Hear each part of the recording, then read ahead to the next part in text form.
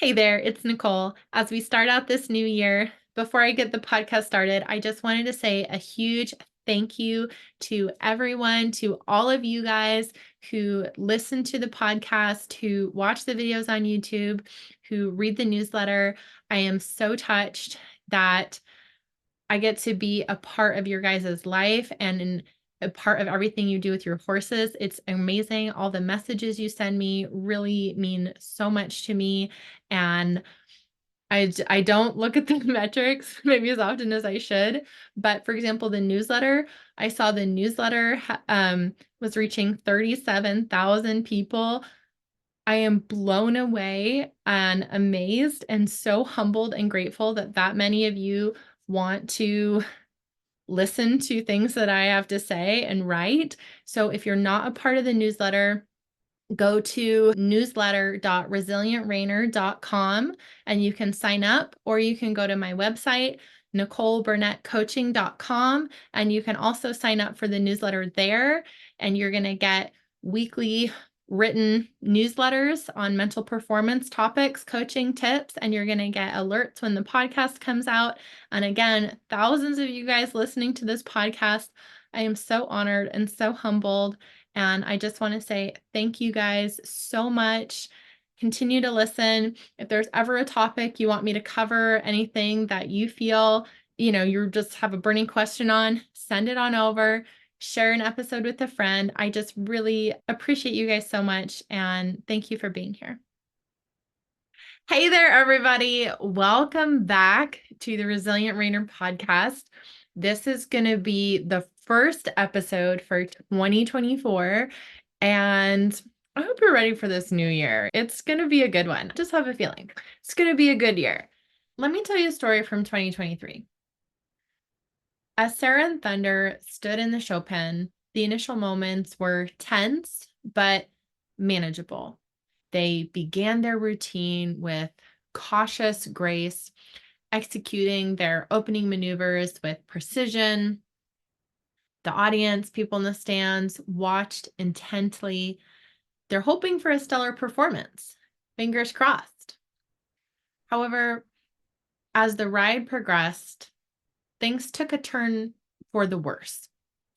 Sarah's anxiety deepened, causing her to lose focus. Thunder sensed her unease and became increasingly agitated. His once fluid movements became erratic, and the rhythm of their routine just began to falter. The judges took note of the mounting tension in the arena. In the end, it was a heartbreaking sight as their once promising ride descended into disarray.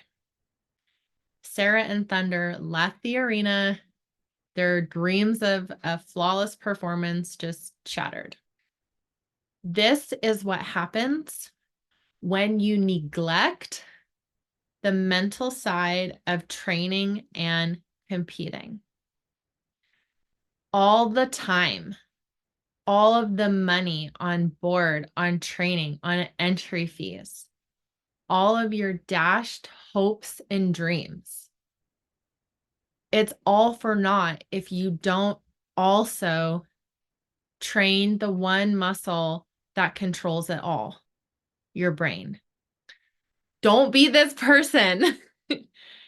You don't want to do what I did and wait years and years to begin executing on your dream life with your horse here because of fear, because of guilt, because of change.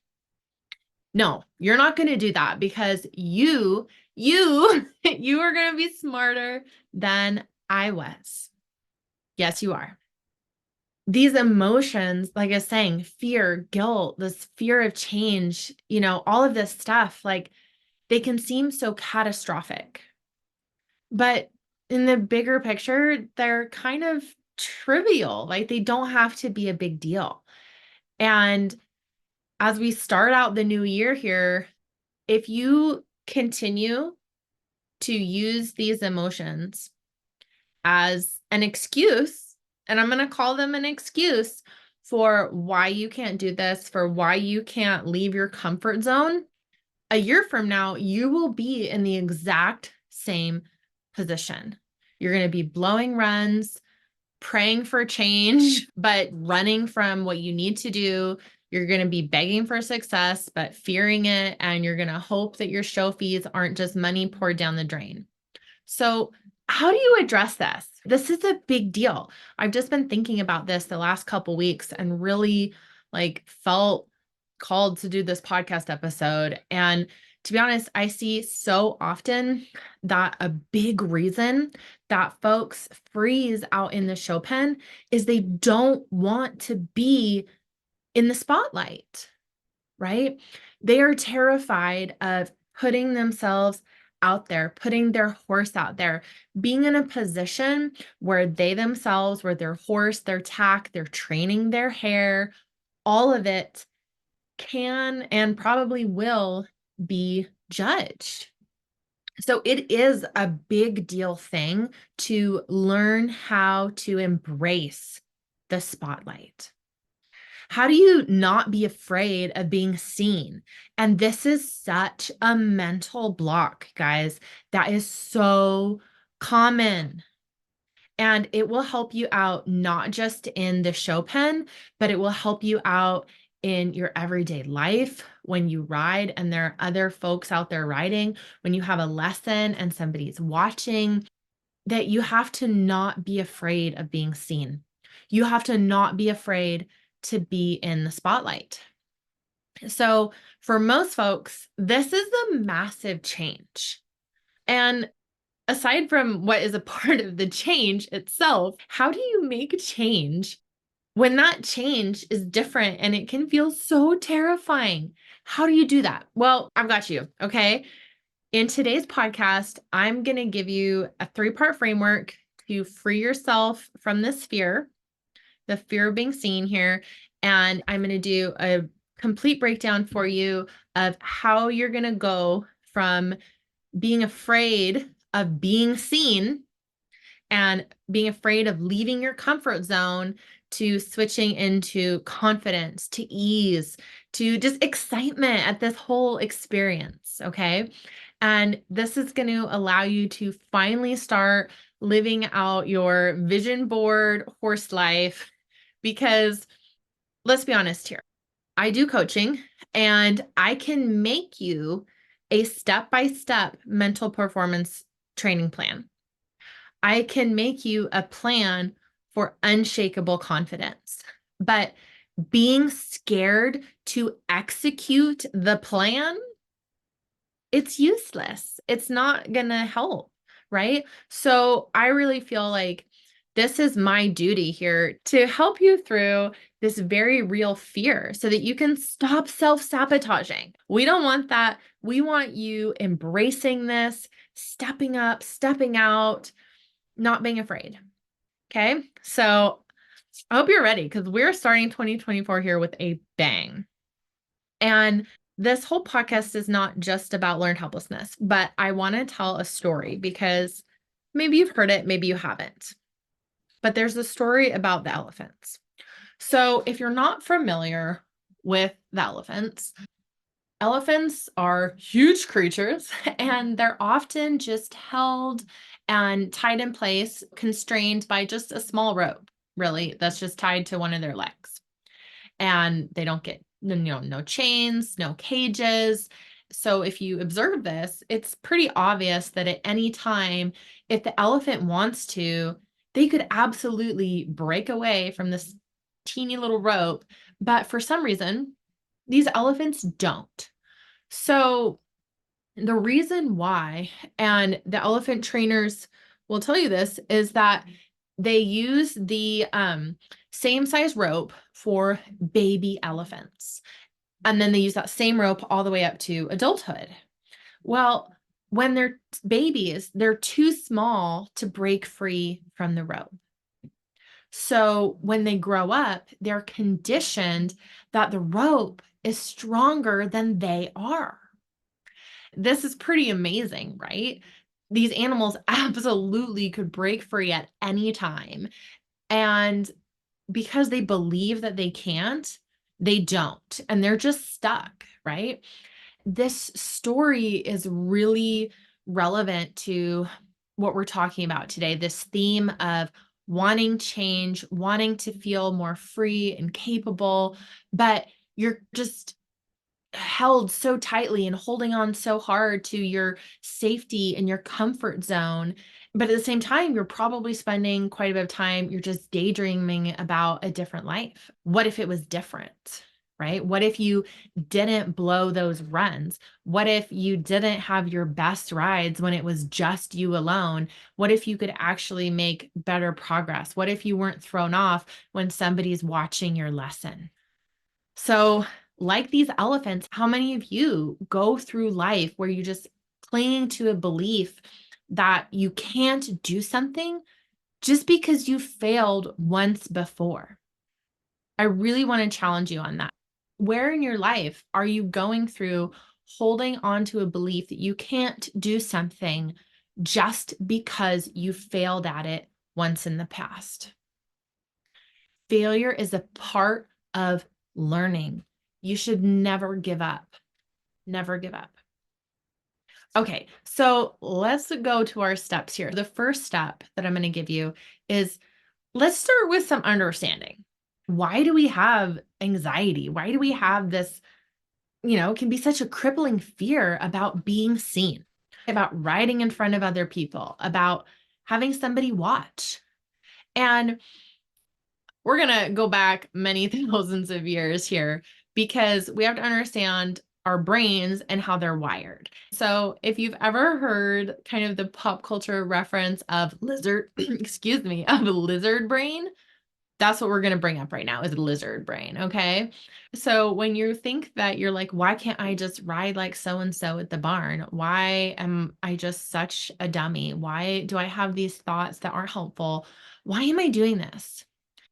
The thing is that everybody has these thoughts. Everybody does, because it's part of how our brains are wired. But the deal is that some people have just figured out how to go around it and bypass it before you have. Because back in the day, thousands of years ago, prehistoric days here, lizard brain, it helped people not die. Okay. And that's important. That's important. We appreciate our ancestors. It's about keeping you safe so that you can live another day. Very simple, very straightforward, and very high stakes, right? You don't want to die. So, as humans, we're pretty wired that we want stability, safety, predictability. Like our brains like these things. And so, in today's day and age, though, we're not going to get eaten by a bear. Like most of us, maybe you live in the wilds of Montana, but for most of us, we don't have wild and dangerous predators literally outside the back door. So, a lot of these thoughts about safety and security, they absolutely came from a very valuable place. But now, in the modern day and age, they can at times be more of a burden than a help. Okay. The other thing is that I want to talk about fear of change just by itself can absolutely be a thing. For example, when I was a kid, my parents divorced. So that led to some pretty extreme changes in my life. And that can be, if there's anything like that where you have something in your past where there's just a big change in your life, it can lead you to not like change, right? Not because change is scary or negative or something inherently that way by itself, right? It's just that you have an experience of change that was scary and negative. It's really common for stuff like that. So, what that can do is that if you have a fear of change, that can just have such a grip on your life. You can just be so familiar with that feeling of being afraid of change that you don't even question it. But what does that cost you? If you never challenge your fear of change, how do you expect to progress in your riding? How do you progress in your horse's in training? How do you make money earning runs in competition? There are lots of positive changes just with our horses, right? But if you're afraid of change, you're not really going to want to do what you need to do to get there, right? Does it cost you from showing at unfamiliar facilities, from learning to drive your own truck and trailer?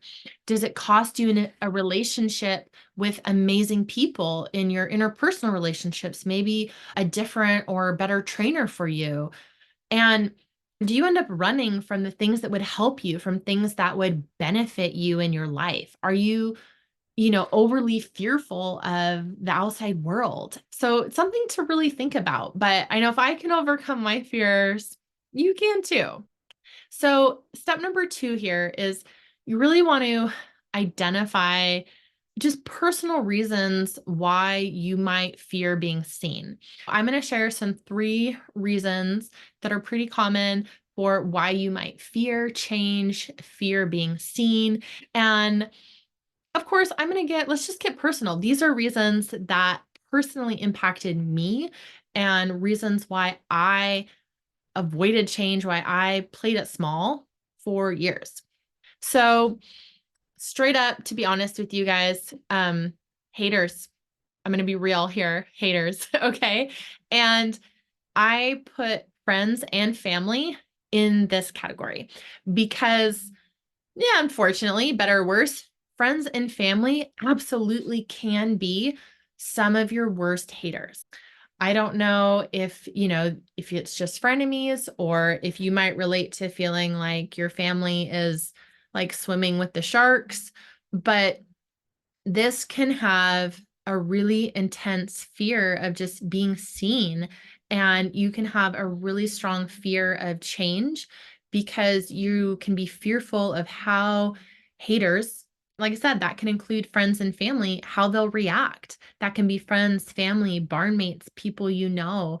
And when it comes to dealing with that, I know that there's a lot of people that really love the mantra of it's not a me problem, it's a them problem. Like they need to handle as you evolve and change. But I want to share too, for me, I actually loved the reverse where it's a me problem, not a them problem. For me, that meant this is my life. It's not theirs. I have to deal with it. I have to live it. I have to live it for me. They can't live it for me. So, whatever way works for you, roll with it. Honestly, you have to get to a point where you just don't care. And I know that that is so much easier said than done. Remind yourself that if it's not these friends, then when you start embodying that change, when you start being the real you and the rider that you want to be and that confident cowgirl out in the arena, that you will meet people who accept and embrace that version of you. So please do not let a fear of not having people around you stop you from becoming the version of yourself that you want to be and the rider that you want to be. If you were going to make your vision dream board of you and your horse and the kind of rider that you are, there's a version of you that you know that's inside your heart. And that is an amazing, wonderful person, amazing rider. And you can see it. You can see it inside yourself. And that's the version that I just want to encourage you to be seen as that person. Become and embody that person. And don't let fear stop you, or don't let the idea that someone that you know isn't going to care for you anymore stop you. Like that you are worthy of being that version of yourself. Okay, so second reason that was scary for me to embrace change was it's scary to think about what are the consequences of making change? What are the consequences of becoming that person and embodying that? What does that mean? And you can be afraid of the success. That's a real thing to be afraid of success. You can be afraid of failing. You can be embarrassed. You could be afraid of whatever, being afraid of being ridiculed. That's a big one.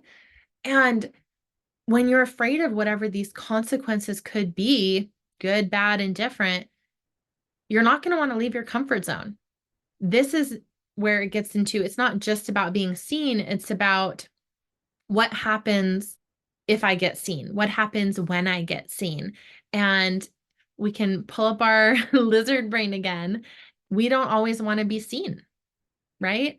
And the unknown is so scary. It's scary to our brains because we don't know what's going to happen, and that can really make us anxious. So instead of being overcome by fear, let's break it down. Let's understand it. What's going on here?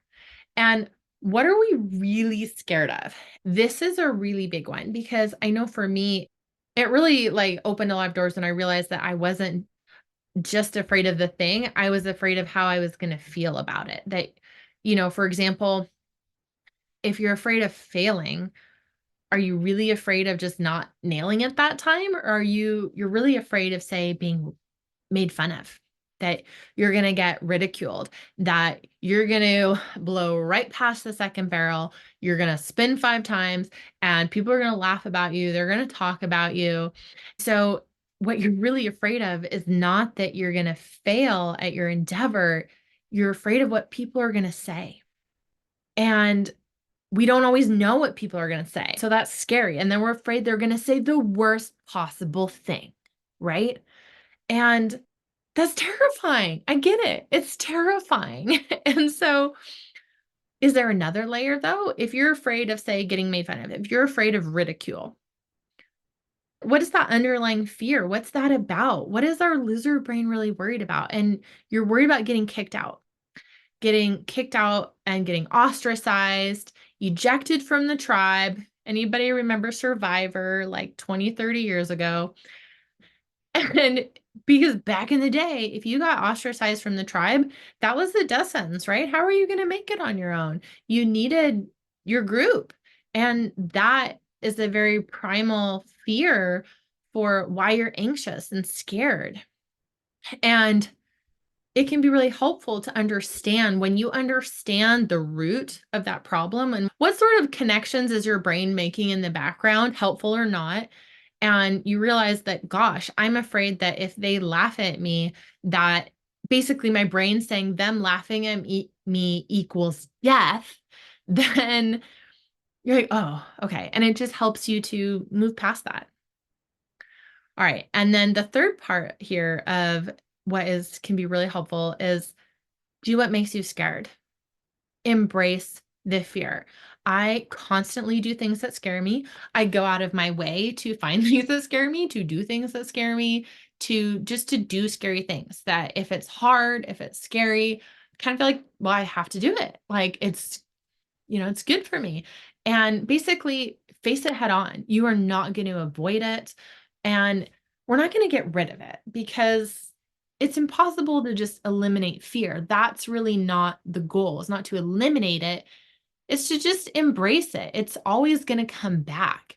And there was a metaphor that I heard that someone described fear like a really annoying sibling. Like you can't get rid of them. They're just going to hang around forever, but you can try and teach them some good manners and you can try and work with them. Okay. So think of your fear like that. We're not going to run away and we're not going to just ignore it. How can we embrace it?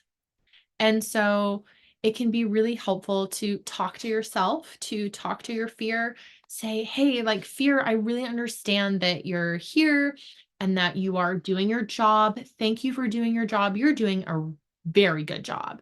And you are trying to keep me safe. You're working to keep me from dying. But I don't need you right now. This is outdated for this moment. You can call them a caveman and say, you don't understand what's going on in this world right now. I'm not in danger of death. That's okay. Thank you. I love you. Thank you for trying to keep me safe and protect me. Like, I've got it.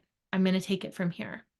And when you're feeling fear, that's a really great pep talk you can give yourself, an affirmation to give yourself, and you can do it out loud. You can say it in your mind and just start saying it.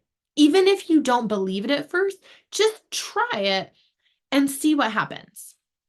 You can just start saying like, hey, Fear, I really understand that you're here and that you're just trying to keep me safe. You're just doing your job, trying to keep me from dying. And thank you. You're outdated for this moment and you don't understand what's happening in this modern world. And that's okay. I love you anyway. I'm grateful that you are here to protect me, but I've got it. I'm going to take it from here. And the more you say this, the more you're going to be able to start believing it, the more you're going to start taking away the power of your fear. You're going to be able to look at your fear, you're going to be able to acknowledge it, you're going to be able to continue on with your day, continue on towards your goals and with your life. Continue on riding your horse, rocking your runs, nailing all your maneuvers. This is a big deal for overcoming fear, right? And this also is a big deal for how do you begin to pursue your vision board of your everything you want to do with your horse and your dream self. This is it. This is how you can begin to just live in confidence and ease and excitement that you're really meant to be in. All right. Horses are supposed to be fun. Okay. They're not supposed to be terrifying. Okay. Now, you guys know I talk all the time about 1% improvement, and I've even called myself the 1 minute queen because I set little 1 minute goals for myself, small goals, tiny things, as long as they tie into your big goals, just 1 minute, 1 minute, 1%. And so this is a big deal when it comes to facing fears and getting over that fear of being seen and being in the spotlight is that how are you going to change your routine? Because you know that it's not enough just to gather knowledge, right? I know that I'm a mental coach and we can't stop there. We can't stop at gathering knowledge. We absolutely get to apply it in order to see real change. Make small, consistent changes in your daily routine. This can lead to huge long-term growth. So, how are you going to change any bits of your routine? So look for little ways in your day that you can face something scary.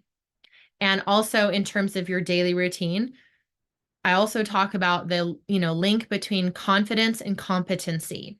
When we talk about being confident as horse people, there's a level of self-belief that we can do this. And there's a level of, I know I can do this because I have trained hard and I know that we're going to nail these maneuvers. So don't neglect the everyday work that you put in with your horse and how that feeds into confidence and competency and facing and overcoming fears.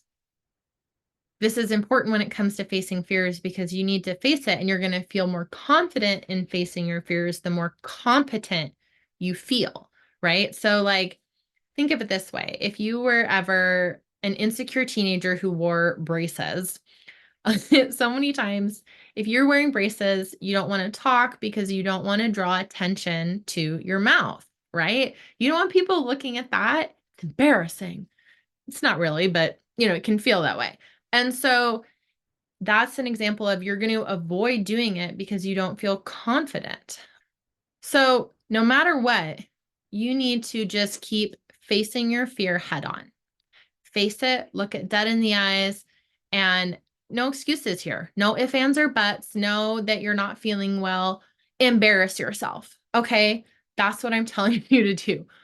Absolutely. Go embarrass yourself. Make a fool out of yourself. Put yourself in situations where you're going to look like an idiot because the more you do that, the more you can put yourself there where you're going to get, ridicule and you're going to get rejected. The more you can do that, it's going to build your mental resilience. You're going to get stronger. Okay. And it's going to become a part of your daily life to just take risks and you're going to get more comfortable with that. So, seek out discomfort, practice discomfort. All right. This is so important to do because, like, we were talking about our lizard brain.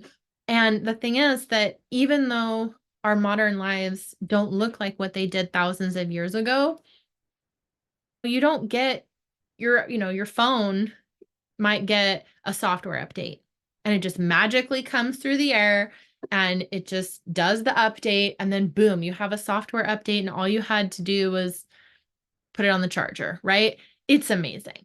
Well, with your brain, you don't get an update for your brain software. It doesn't magically come through the air and install the new working pieces that you need. You have to do it. You get to be the software installer, updater, architect, all of that. And that's what you get to do for yourself to be more efficient. All right. And this might not happen overnight. That's okay. Don't be worried. This will probably make you feel uncomfortable. That's also okay. The idea is just remember small steps every day that we're going to compound over time. Time is your friend. Compound interest is your friend. That's what we're going for. 1% improvement every day. It's those small steps every day, looking to seek out discomfort, actively seek out to challenge yourself, face your fears, and get into this process 1% a day, little 1-minute goals.